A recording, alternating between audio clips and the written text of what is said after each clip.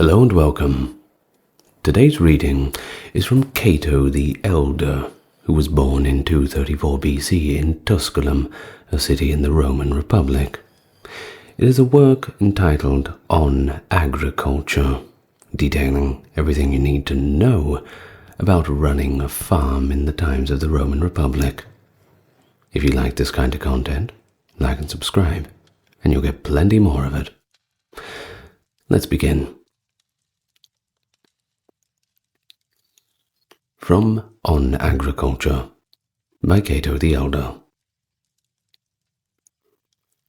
It is true that to obtain money by trade is sometimes more profitable, were it not so hazardous, and likewise money lending, if it were as honourable. Our ancestors held this view, and embodied it in their laws, which required the thief be mulcted double, and the usurer fourfold. How much less desirable a citizen they considered the usurer than the thief, one may judge from this. And when they praise a worthy man, their praise took this form: good husband, good farmer. One so praised that was thought to have received the greatest of commendation. The trader I consider to be an energetic man, and one bent on making money, but as I said above, it is a dangerous career and one subject to disaster. On the other hand, it is from farming class that the bravest and sturdiest of men come from. Their calling is most highly respected. Their livelihood is most assured and is looked on with the least hostility. And those who are engaged in that pursuit are least inclined to be disaffected. And now, to come back to my subject, the above will serve as an introduction to what I have undertaken. When you are thinking of acquiring a farm, keep in mind these points, that you not be over-eager in buying, nor spare your pains in examining, and that you consider it sufficient to go over it once. However often you go, a good piece of land will please you more at each visit. Notice how the neighbors keep up their places. If the district is good, they should all be well kept. Go in and keep your eyes open, so that you may be able to find your way out. It should have a good climate, not subject to storms. The soil should be good and naturally strong. If possible, it should lie at the foot of a mountain and face south. The situation should be healthful. There should be a good supply of labourers. It should be well watered, and near it should be a flourishing town, or the sea, or a navigable stream, or a good and much travelled road. It should lie among those farms which do not often change owners, where those who have sold farms are sorry to have done so. It should be well furnished with buildings. Do not be hasty in despising the methods of management adopted by others. It will be better to purchase it from an owner who is a good farmer and a good builder. When you reach the steading, observe whether there are numerous oil presses and wine vats. If there are not, you may infer that the amount of the yield is in proportion. The farm should be one of no great equipment, but should be well situated. See that it be equipped as economically as possible, and that the land be not extravagant. Remember that a farm is like a man. However great the income, if there is extravagance, but little is left. If you ask me what is the best kind of farm, I should say 100 jugera of land, comprising all sorts of soils, and in good situation. A vineyard comes first if it produces bountifully. Wine of good quality. Second, a watered garden, third an osier bed, fourth an olive yard, fifth the meadow, sixth grain land, seventh a wood lot, eighth an arbustum, ninth a mast grove. When the master arrives at the farmstead, after paying his respects to the household, let him go over the whole farm, if possible, on the same day, if not, at least on the next.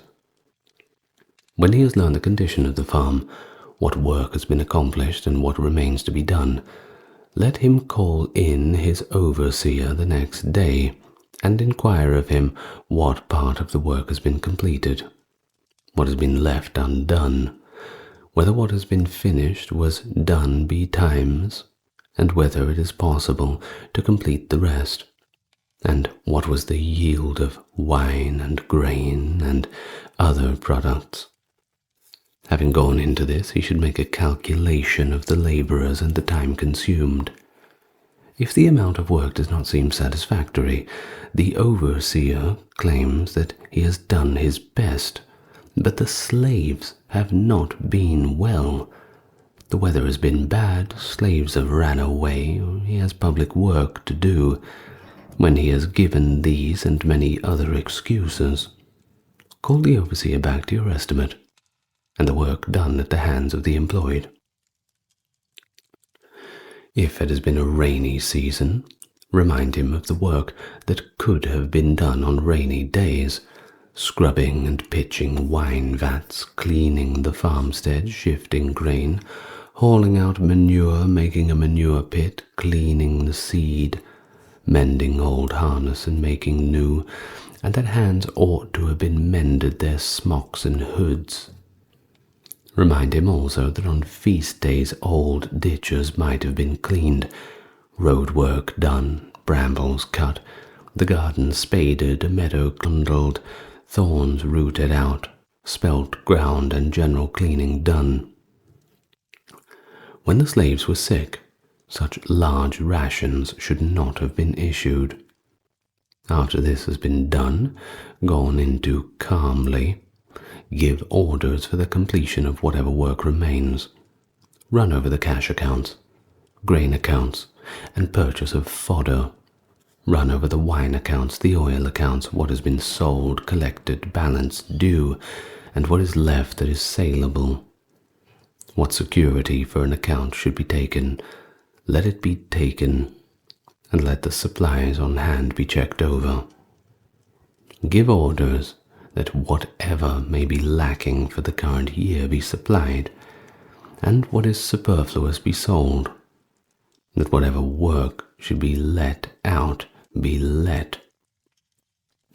Give directions as to what work you want done on the place, and what you want let out, and leave the directions in writing. Look over the livestock and hold a sale. Sell your oil, if the price is satisfactory, and sell all the supplies of your wine and grain. Sell the worn-out oxen, blemished cattle, sheep, wool, hides, an old wagon, old tools, an old slave, a sickly slave, and whatever else is superfluous. The master should have the selling habit, not the buying habit. In his youth, the owner should devote his attention to planting. He should think a long time about building, but planting is a thing not ought to be thought about but done. When you reach the age of 36, you should build, if you have your land planted. In building, you should see that the steading does not lag behind the farm, nor the farm behind the steading.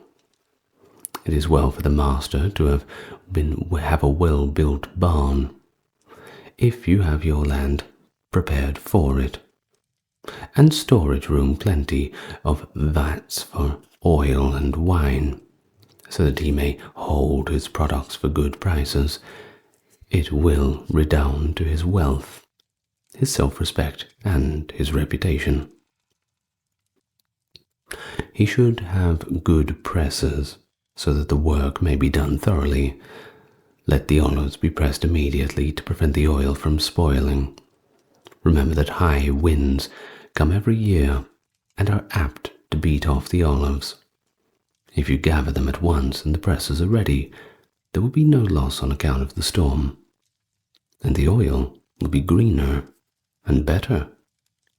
If the olives remain too long on the ground or the floor, they will spoil, and the oil will be rancid.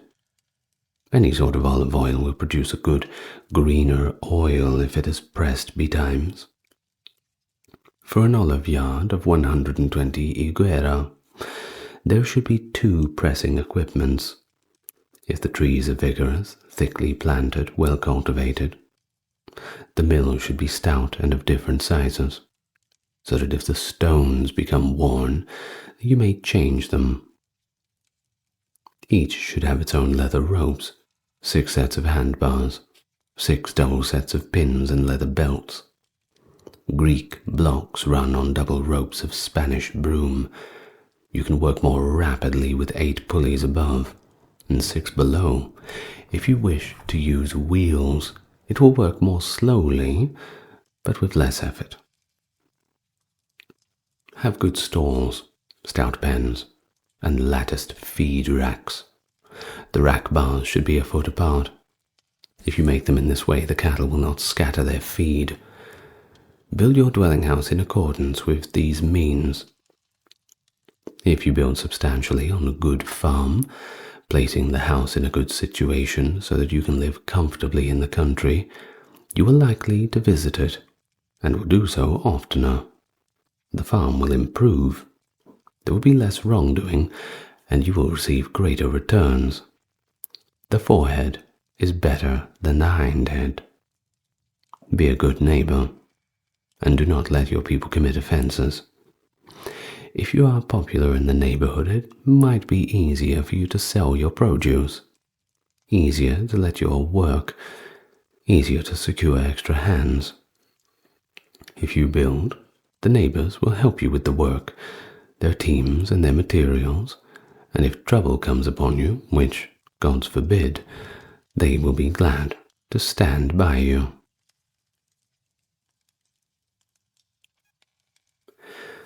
The following are the duties of the overseer. He must show good management. The feast days must be observed. He must withhold his hands from another's goods and diligently preserve his own. He must settle disputes among the slaves, and if anyone commits an offense, he must punish him properly in proportion to the fault. He must see that the servants are well provided for, and that they do not suffer from cold or hunger. Let him keep them busy with their work. He will more easily keep them from wrongdoing and meddling. If the overseer sets his face against wrongdoing, they will not do it. If he allows it, the master must not let him go unpunished. He must express appreciation of good work, so that others may take pleasure in well-doing. The overseer must not be a gadabout, must always be sober, and must not go out to dine. He must keep the servants busy, and see that the master's orders are carried out. He must not assume that he knows more than the master. He must consider the master's friends his own friends. He must pay heed to anyone whom he has been bidden to listen. He must perform no religious rites, except on the occasion of compitalia, at the crossroads or before the hearth. He must extend credit to no one without orders from the master, and must collect the loans made by the master. He must lend no one seed grain, fodder, spelt, wine, or oil. He must have 2 or 3 households, no more, from whom he borrows and whom he lends. He must make up accounts with the master often. He must not hire the same-day laborer or servant or caretaker for longer than a day. He must not want to make any purchases without the knowledge of the master, nor want to keep anything hidden from the master. He must have no hanger-on. He must not consult a fortune-teller, prophet, diviner, or astrologer. He must not stint for the seed of sowing that brings bad fortune. He must see to it that he already knows how to perform all the operations on the farm, and actually does not perform them often, but not to the point of becoming exhausted. By doing so, he will learn what is in his servants' minds, and they will perform their work more contently. Also, he will be less disposed to gad about, will be in better health, and will enjoy his sleep more. He must be the first out of bed, and the last to go to bed. Before then, he must see that the farmstead is closed, that each one is asleep in his proper place, and that the stock have fodder. See that the draft oxen are looked after, again with the greatest of care, and be somewhat indulgent to the teamsters to make them look after their stock with more pleasure. See that you keep your ploughs and ploughshares in good condition. Be careful not to plough land which is cariosa, or drive a cart over it, or turn cattle into it. If you are not careful about this, you will lose 3 years' crop of the land on which you have turned them. Litter the cattle and flocks carefully, and see that their hoofs are kept clean. Guard against the scab in flocks and herds. It is usually caused by underfeeding and exposure to wet weather. See that you carry out all farm operations betimes, for this is the way with farming. If you are late in doing one thing, you will be late in doing everything. If bedding runs short, gather oak leaves and use them for bedding down sheep and cattle. See that you have a large dunghill, save the manure carefully, and when you carry it out, clean it of foreign matter and break it up. Autumn is the time to haul it. During the autumn also dig trenches around the olive trees and manure them.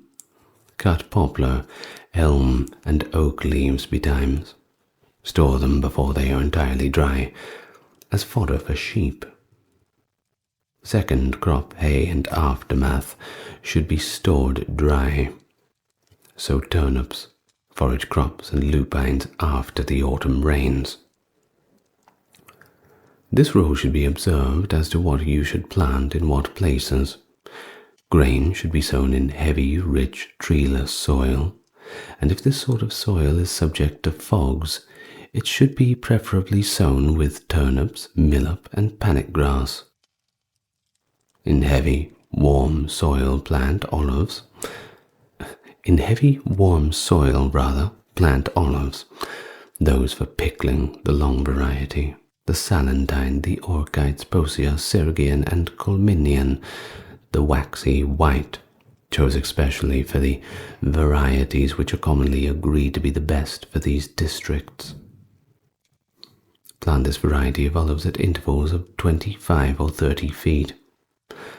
Land which is suitable for olive planting is that which faces the west and exposed to the sun. No other will be good. Plant the Licinian olive in colder and thinner soil. If you plant it in heavy or warm soil, the yield will be worthless. The tree will exhaust itself in bearing, and a reddish scale will injure it. Around the borders of the farm and along the roads, plant elms and some poplars, so that you have leaves for the sheep and cattle. And the timber will be available if you need that too. Wherever there is a river bank or wet ground, plant poplar cuttings and reed thicket. The method of planting is as follows. Turn the ground with the mattock, and then plant the eyes of the reed 3 feet apart. Plant there also wild asparagus, so that it may produce the asparagus, for a reed thicket goes well with wild asparagus, because it is worked and burned over, and furnishes a shade when shade is needed. Plant Greek willows along the border of the thicket, so that you may have withes for tying up vines. Choose soil for laying out a vineyard by the following rules. In soil which is thought to be best adapted for grapes, and which is exposed to the sun, plant the small Armenian, the double Eugenium, and the small parti-colored. In soil that is heavy or more subject to fogs, plant the large Armenian, the Murgentian, the Apician, and the Lucanian. The other varieties, especially the hybrids, grow well anywhere. It is especially desirable to have a plantation on a suburban farm, so that firewoods may be sold, and also may be furnished for the master's use. On the same farm should be planted anything adapted to the soil, and several varieties of grapes, such as the small and large Armenian and the Apician. Grapes are also preserved in grape pulp jars. They also keep well in boiled wine, or must, or after wine. You may hang up the hard, berried, and larger Armenian, and they will keep as well dried before the forge fire when spread in the sun. Plant or ingraft all kinds of fruits, sparrow apples, Scantian and Quirinian quinces. Also other varieties for preserving, must apples and pomegranates. The urine or dung of swine should be applied around the roots of these to serve as the food for the fruit. Or pears, the Velema, the Anician frost pears. These are excellent when preserved in boiled wine. The Tarentine, the must pear, the gourd pear, as many other varieties as possible of olives, the Orchite and Posea, which are excellent when preserved green in brine or bruised in mastic oil. When the orchites are black and dry, powder them with salt for 5 days, then shake off the salt and spread them in the sun for 2 days, or pack them in boiled must without salt. Preserve sorbs in boiled must, or you may dry them. Make them quite free from moisture. Preserve pears in the same way. If you are contracting for the building of a new steading from the ground up, the contractor should be responsible for the following. All walls are specified of quarry stone set in mortar, pillars of solid masonry, all necessary beams, sills, uprights, linlets, door framing, supports, winter stables, and summer feed racks for cattle, and so on. The roof will be reckoned as follows. On the basis of a whole tile, 1 which is 1/4 broken and counted 2, for 1 all gutter tiles and counted each as 2, and all joint tiles each as 4. In a steading of stone and mortar groundwork, carry the foundation 1 foot above the ground. The rest of the walls are brick. Add the necessary lintels and trimmings. The rest of the specifications for the house of rough stone set in mortar. The cost per tile will be 1 sesterce. The above prices are for a good owner in a healthy situation. The cost of workmanship will be dependent on the count. In an unwholesome situation where summer work is impossible, the generous owner will add 1/4 of the price. Construct the enclosure walls of mortar, rough stone, and rubble 5 feet high, 1½ feet thick, with a 1 foot coping, 14 feet long, and let out the plastering. If he lets the wall of the steading by 100 feet, that is 10 feet on every side, and 10 victoriati for a strip 1 foot by 10. The owner shall build the foundation 1½ feet thick, and will furnish 1 modius of lime and 2 modii of sand for each linear foot. The following are proper terms of a contract for burning lime on shares. The burner prepares the kiln, burns the lime, takes it from the kiln and cuts the wood for the kiln. The owner furnishes the necessary stone and wood for the kiln. Oak wood, and also wood for vine props, is always ripe for cutting at the time of the winter solstice. Other species which bear seed are ripe when the seeds are mature, while those are seedless are ripe when they shed bark. The pine, because it has both green and ripe seed, is ripe and ready at any season. The same tree has second-year cones from which the seed will fall, and the first-year cones. When the latter are just beginning to open, they are ready for gathering. They begin to ripen at seed time, and continue to ripen then for more than 8 months. The first-year cones are green. The elm is fit for cutting the second time when the leaves fall.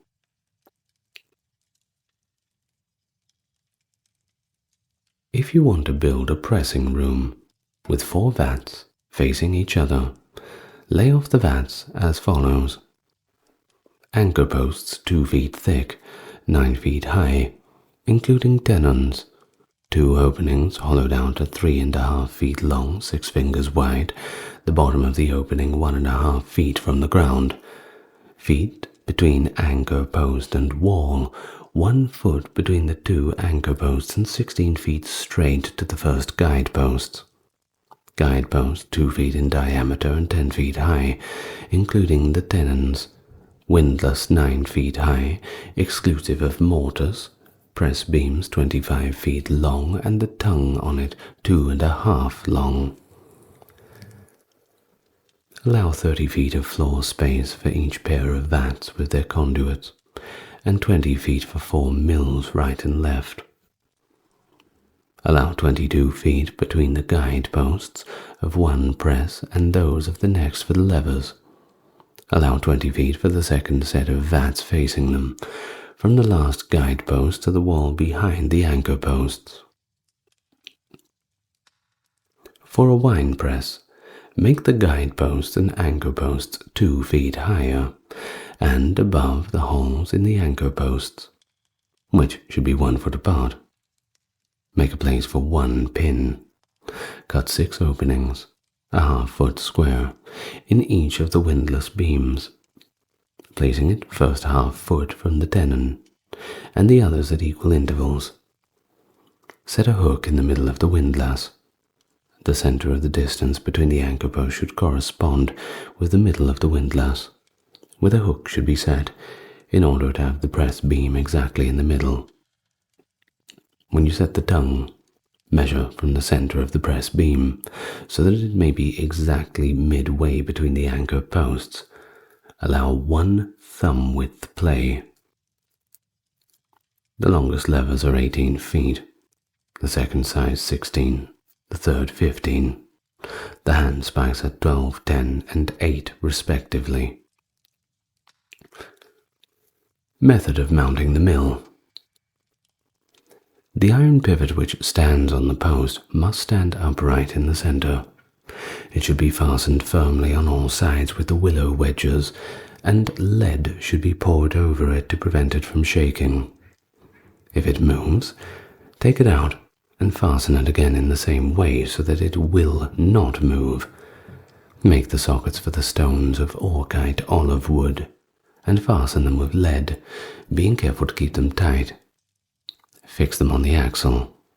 Make 1-piece bushings, a thumb wide, flanged at both ends, and double nailed to keep them from falling out. Make a 10-foot bar as thick as the sockets require, the midpoint to fit between the stones.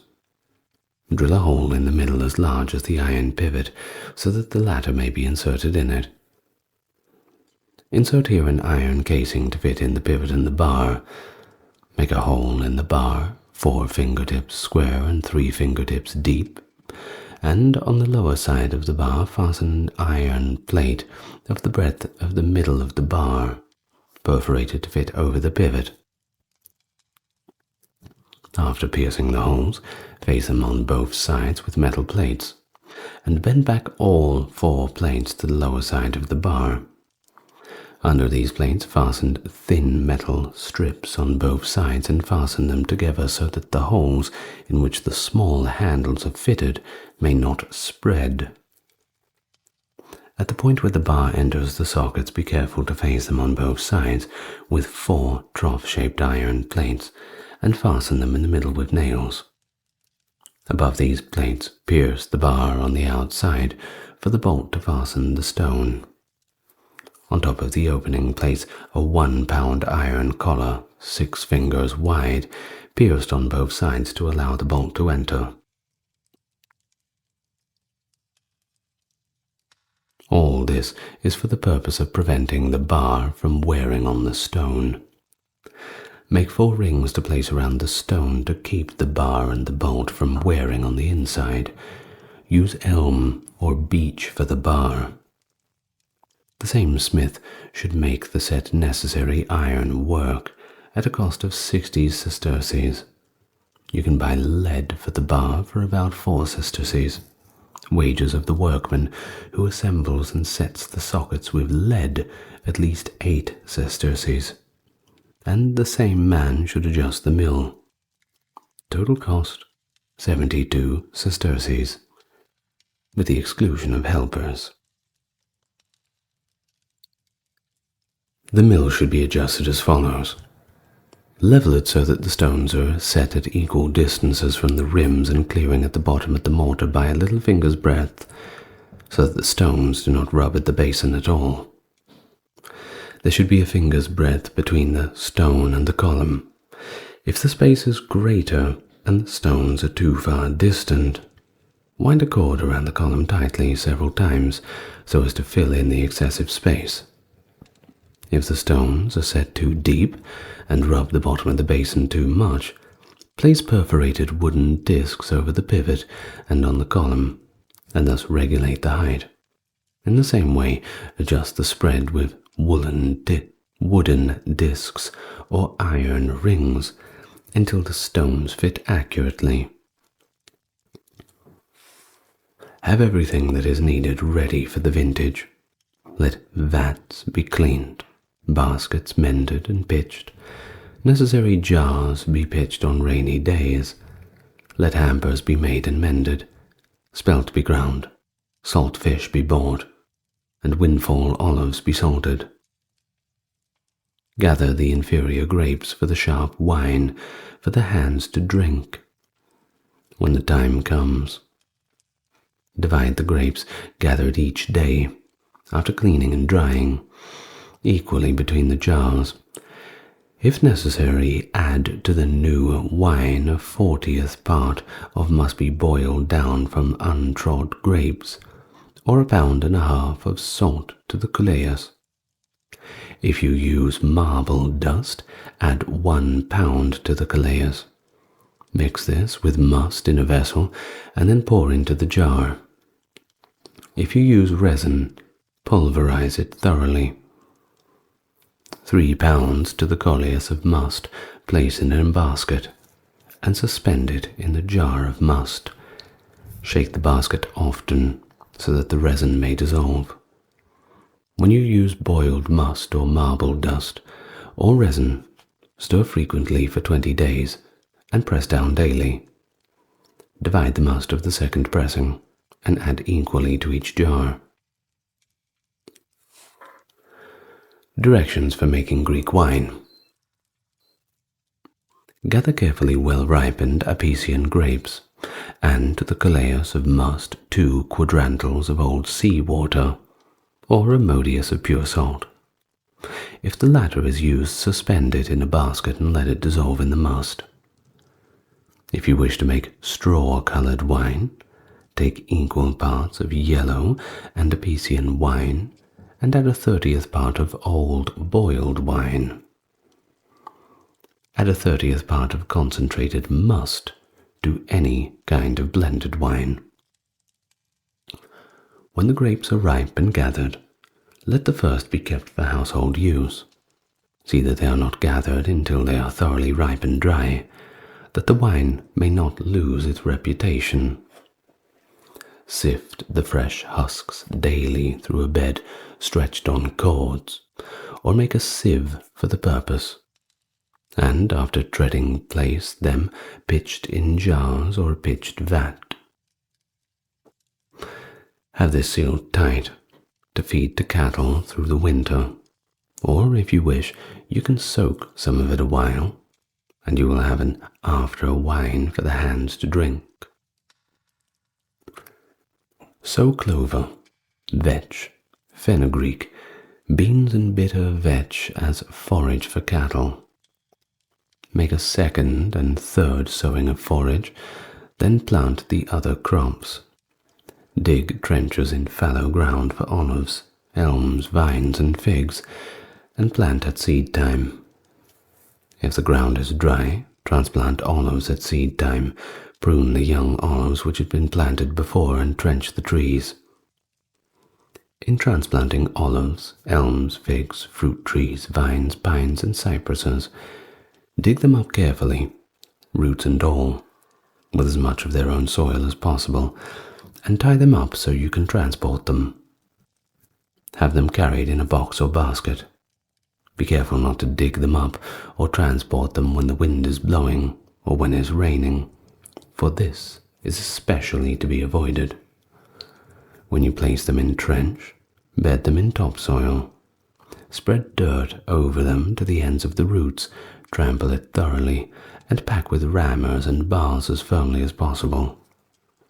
This is the most important thing. Before transplanting, cut off the tree tops in which are more than 5 figures in diameter, and smear the scars with dung, and wrap them in leaves. Divide your manure as follows. Haul 1/2 to the forage crops, and when you sow these, if the ground is planted in olives, trench and manure them at this time. Then sow the forage crops. Add 1/4 of the manure around the trenched olives when it is most needed, and cover this manure with soil. Save the last 1/4 for the meadows, and when most needed, and the west wind is blowing, haul it in the dark of the moon. Feed the cattle elm, poplar, oak, and fig leaves, as long as these last, and keep the sheep supplied with green leaves as long as you have them. Fold sheep on land which you intend to plant, and feed them leaves there until the forage is full grown. Save as carefully as possible the dry fodder with which you stored against the winter, and remember how long the winter lasts. Let all necessary preparations be made for the olive harvest. Let ripe withes with willow branches be gathered betimes as material for making new baskets and mending new ones. Have dry oak, elm, nut, and fig sticks for making pins buried in the dunghill or water, and make pins from them when needed. Have oak, ilex, laurel, and elm levers ready. Make the press beam preferably of black hornbeam. Take out elm, pine, nut, and all other timber which you are felling. When the moon is on the wane, after noon, while there is no south wind. It is not ready for cutting when the seed is ripe. Be careful not to haul it or work it in the wet. Timber has no seed, is ready cutting when the bark peels. Do not handle any timber or vine when the south wind is blowing unless you are compelled to do so. See that you begin to trim vines and trees early. Lay your vines into trenches and, so far as possible, train them to grow vertically. The trees should be trimmed as follows. The branches which you have leaves should spread out, should be cut straight up, and should not be left too thick. The vines should be well knotted, and be especially careful not to bend them downward along any of the branches and not to tie them too tightly. See that the trees are well wedded, and that a sufficient number of vines are planted for them, and wherever it is necessary, let these be detached from trees and buried in the ground, and 2 years later, cut them off from the old stock. Have the vineyard treated as follows. Tie a well-knotted vine straight up, keeping it from bending, and make it grow vertically so far as you can. Leave fruit-bearing shoots and reserve stubs at proper intervals. Train the vines as high as possible, and tie them firmly, but without choking them. Cultivate as follows. At seed time, trench the soil around the crown of the vine, and after pruning, cultivate around it. Begin ploughing, and run straight furrows back and forth. Set out young vines as early as possible. Then harrow, prune the old ones very slightly, or rather, if you need cuttings, layer the branches and take off all the cuttings 2 years later. The proper time for cutting back the young plant is when it is strong. If there are gaps in rows, run furrows and plant rooted cuttings.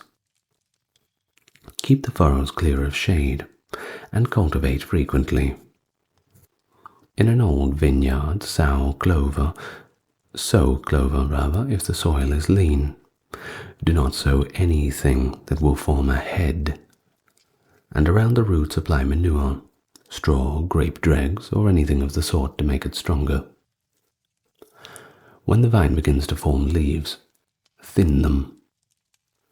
Tie up the young vines at frequent intervals to keep the stems from breaking, and when they begin to climb, the props tie the tender branches closely, and turn them so that they will grow vertically. When the grapes begin to turn, tie up the vines, strip the leaves so as to expose the grapes, and dig around the stalks. Cut willows at the proper time. Strip the bark and tie them in light bundles. And save the bark for when you need it for the vines. Steep some of it in water to make tapes. Save the withes for making baskets. I return now to the matter of planting. Plant the coldest and most humid ground first, and then the rest of the ground in turn to the warmest, which should come last. Do not work in ground which is caryopsa at all. Lupine will do well in soil that is reddish, and also in ground that is dark or hard or poor or sandy or not wet. Sow spelt preferably in soil that is chalky or swampy, red or humid. Plant wheat in soil that is dry, free from weeds and sunny. Plant beans in strong soil, which is protected from storms, vetch and fenugreek in places where as clear as weeds as possible. Wheat and winter wheat should be sown on high open ground when the sun shines longest. Lentils should be planted in unfertile and reddish soil free of weeds. Barley in new ground, or ground which does not need to lie fallow.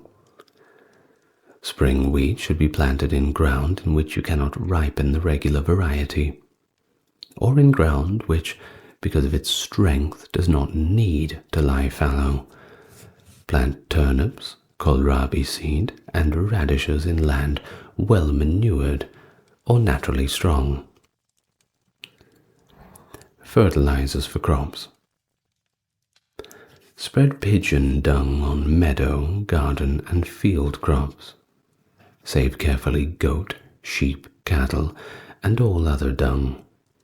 Spread or pour amurca around trees, an amphora to the larger, an urn to the smaller, diluted with half its volume of water after running a shallow trench around them. Things which are harmful to crops. If you work the land which is caryopsa, chickpeas are harmful, because they are torn out by the roots and are salty.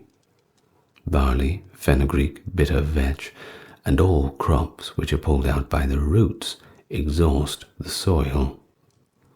Do not bury olive seeds in land intended for crops. Crops which fertilize land: lupines, beans, and vetch. You may make compost of straws, lupines, chaff, bean stalks, husks, and ilex and oak leaves. Pull up the elder and hemlock bushes which grow in the grain fields, and the high grass and sedge around the willow bed. Use them for bedding down sheep, and decayed leaves for cattle. Separate part of the olive seeds and throw them into a pit. Add water and mix them thoroughly with a shovel. Make trenches around the olive trees and apply this mixture, adding also burned seeds. If a vine is unhealthy, cut its shoots into small bits and plow or spade them around it. The following is evening work for the winter. Work up into vine poles and stakes the wood which was brought under cover before the day to dry out. Do not touch timber, except in the dark of the moon, or in its last phase. The best time to take out timber which you dig up or fell is during the 7 days following the full moon. But above all things, do not work or fell, or if you can avoid it, even touch timber which is wet, frosted, or covered with dew. Hoe and weed grain twice, and strip the wild oats. Remove the twigs from the prunings of vines and trees, and make them into bundles, and heap the vine and fig sticks for the forge, and split wood for the use of the master. Build the lime kiln 10 feet across, 20 feet from top to bottom, sloping at the sides to a width of 3 feet at the top. If you burn with only one door, make a pit inside large enough to hold the ashes, so that it will not necessarily be to clear them out. Be careful in the construction of the kiln. See that the grate covers the entire bottom of the kiln. If you burn with 2 doors, there will be no need of a pit. When it becomes necessary to take out the ashes, clear through one door while the fire is in the other. Be careful to keep the fire burning constantly, and do not let it die down at night or at any other time. Charge the kiln only with good stone, as white and uniform as possible. In building the kiln, let the throat run straight down. When you have dug deep enough, make a bed for the kiln so as to give it the greatest possible depth and least exposure to the wind. If you lack a spot for building a kiln of sufficient depth, run up the top with brick, or face the top on the outside with field stones set in mortar. When it is fired, if the flame comes out at any point but the circular top, stop the orifice with mortar. Keep the wind, and especially the south wind, from reaching the door. The calcining of the stones at the top will show what the hole has calcined. Also, the calcined stones at the bottom will settle, and the flame will be less smoky when it comes out. If you cannot sell your firewood, and have no stone to burn for lime, make charcoal of the firewood, and burn in the field and brush that you do not need. Where you have burned them, plant poppies. When the weather is bad and no other work can be done, clear out manure for the compost heap. Clean thoroughly the ox stalls, sheep pens, barnyard and farmstead, and mend wine jars with lead, or hoop them through with thoroughly dried oak wood. If you mend it carefully, or hoop it tightly, closing the cracks with cement and pitching it thoroughly, you can make any jar serve as a wine jar. Make a cement for a wine jar as follows. Take 1 pound of wax, 1 pound of resin, and 2 pounds of sulfur. Mix it in a new vessel. Add pulverized gypsum sufficient to make it the consistency of plaster, and mend the jar with it. To make the color uniform after mending, mix 2 parts of crude chalk and 1 of lime. Form it into small bricks. Bake in the oven, pulverize, and apply it to the jar. In the rainy weather, try to find something to do indoors. Clean up, rather than just be idle. Remember that even though work stops, expenses run on nonetheless. The following work should be done in the spring. Trenches and furrows should be made. Ground shall be turned for the olive and vine nurseries. Vines should be set out. Elms, figs, fruit trees, and olives should be planted in rich and humid ground. Figs, olives, apples, pears, and vines should be grafted in the dark of the moon, and afternoon, when the south wind is not blowing. The following is a good method of grafting olives, figs, pears, or apples. Cut the end of the branch you are going to graft. Slope it a bit so the water will run off it. And in cutting, be careful not to tear the bark. Get yourself a hard stick and sharpen the end, and split a Greek willow. Mix clay or chalk, a little sand, and cattle dung, and knead them thoroughly so as to make a very sticky mass. Take your split willow and tie it around the cut branch to keep the bark from splitting. When you have done this, drive the sharpened stick between the bark and the wood 2 fingertips deep. Then take your shoot, whatever variety you wish to graft, and sharpen the end obliquely for a distance of 2 fingertips. Take out the dry stick which you have driven in and drive in the shoot you wish to graft. Fit bark to bark and drive it to the end of the slope. In the same way, you may graft a second, third, a 4th shoot, as many varieties as you please. Wrap the willow Greek thicker. Smear the stock with the kneaded mixture 3 fingers deep and cover the whole with ox tongue so that it rains the water will not soak into the bark. This ox tongue must be tied with bark to keep it from falling off. Finally, wrap it in straw and bind tightly to keep the cold from injuring it. Vine grafting may be done in the spring or when the vine flowers, the former being timed the best. Pears and apples may be grafted during the spring for 50 days at a time of the summer solstice, and during the vintage, olives and figs should be grafted during the spring. Graft the vine as follows. Cut off the stem that you are grafting and split the middle through the pith. In it, insert the sharpened shoots you are grafting, fitting pith to pith.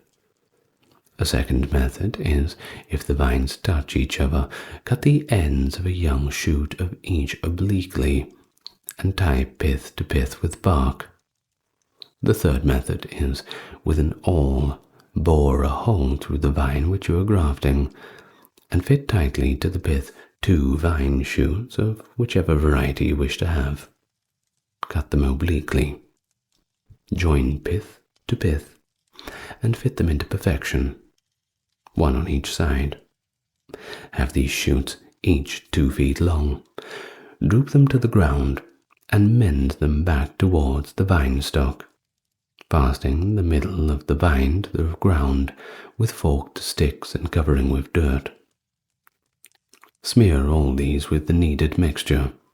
Tie them and protect them in a way that I have described for olives.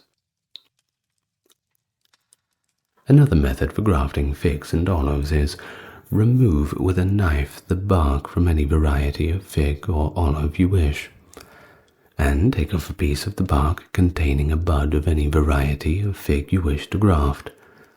Apply it to the place you have cleared on the other variety, and make it fit. The bark should be 3½ fingers long, and 3 fingers wide.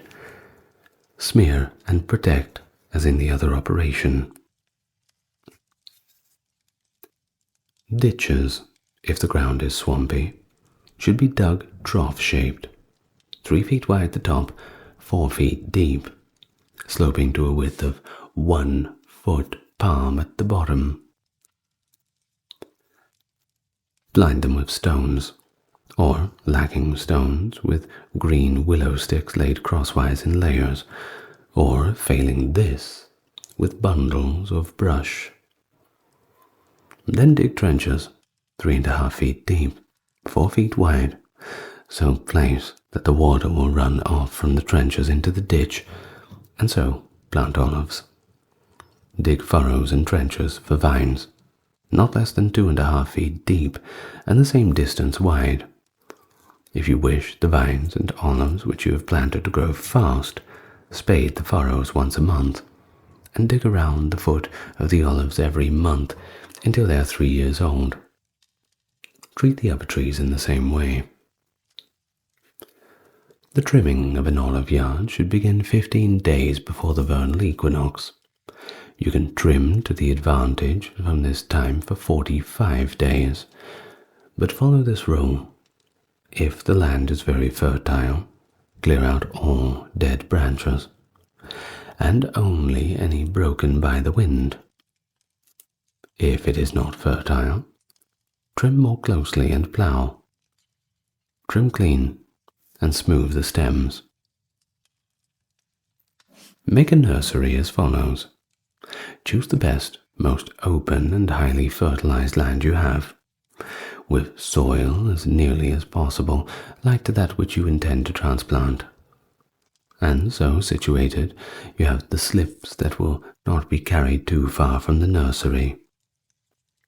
Turn this with each trench spade clear of stones, build a stout enclosure, and plant in rows. Plant a slip every 1.5 feet in each direction, pressing it into the ground with the foot. And if it does not go deep enough, drive it in with a mallet or maul. Let the slips project a finger above the ground, and smear the tops with cow dung, placing a mark by each one.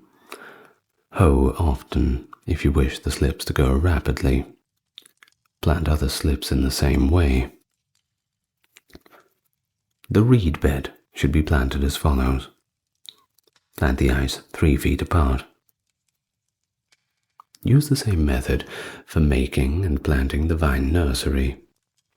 Cut back the vine when it is 2 years old and transplant it when it is 3. If the ground on which you wish to plant the vine is to be used for pasture, see that the vine has been cut back 3 times before it is tied up to the tree. It should not be trained on the tree until it has had 5 old knots. Plant a leek bed every year, and you will have something to take off every year. In making the fruit nursery, follow the method used in making the olive nursery. Plant separately each variety of slip.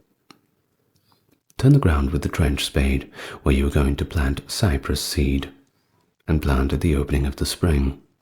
Make ridges 5 feet wide, add well pulverized manure, hoe it in and break the clods. Flatten the ridge, forming a shallow trough. Plant the seed as thickly as flax, sifting dirt a finger breadth. Deep over it with a sieve.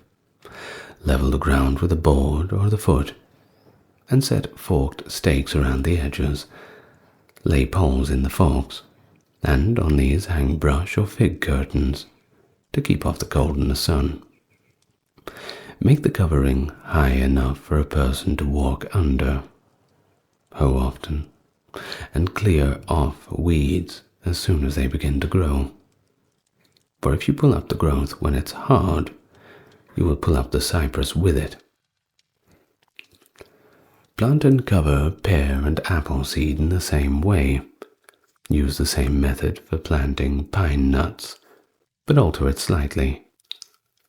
You may transplant an old vine if you wish, up to the thickness of your arm. First prune back so as to not leave more than 2 buds on each branch. Clear the dirt thoroughly from the roots over their full length, and be careful not to injure them. Replace the vine just as it was, in a trench or furrow. Cover with soil, and trample firmly. Plant, tie, and train it just as it was, and work it often. Manure meadows at the opening day of spring, in the dark of the moon. When the west wind begins to blow, and you close the dry meadows to stock, clean them and dig up all noxious weeds by the roots. After pruning vines, pile the wood in branches. Prune fig trees moderately, and clear those in the vineyard to a good height, so that the vines will not climb them. Make new nurseries, and repair old ones. All this before you begin cultivating the vines.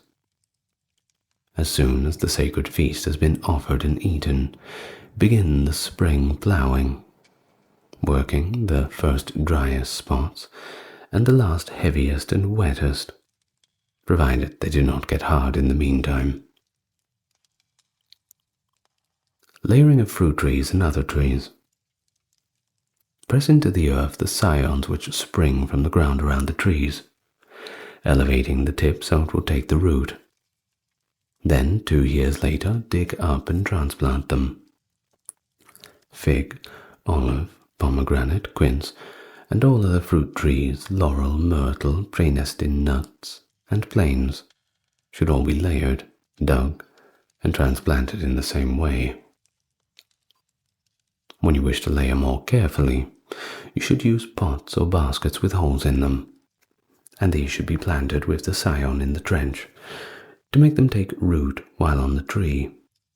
Make a hole in the bottom of the pot or basket to push the branch which you wish to root through it.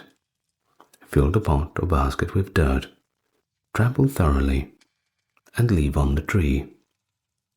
When it is 2 years old, cut off the branch below the basket. Cut the basket down the side and through the bottom, or, if it is a pot, break it, and plant the branch in the trench with the basket or pot.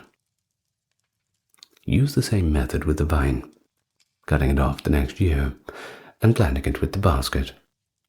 You can layer any variety you wish in this way. Well, we reached the end of the first section on the work on agriculture by Cato the Elder. So you should know all about how to set up your own farm in ancient Rome now, or really just in the ancient world in general. Pretty thorough instructions. Everything from how to treat your slaves and your middle management, all the way to actually how to plant the seeds and the fruits and everything else. Pretty good.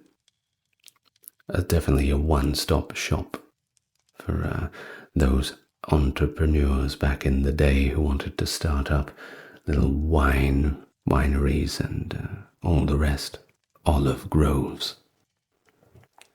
Well, I'm going to thank my patrons and supporters who keep me from having to work on a farm. That is Dark, Gary, Kimberly, Ember, Ben, Britt, Charles, Erin, James, Jeffrey, Melissa, Scott, Stark Factory, Wendy, Jaden, Sherry, Jessica, Christine, Sally, Katiana, and Christine. One Christine is with a K, the other Christine's with the CH. Thank you very much.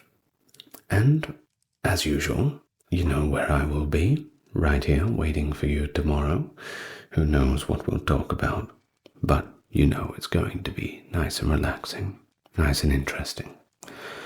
Lots of love to you all. Good night.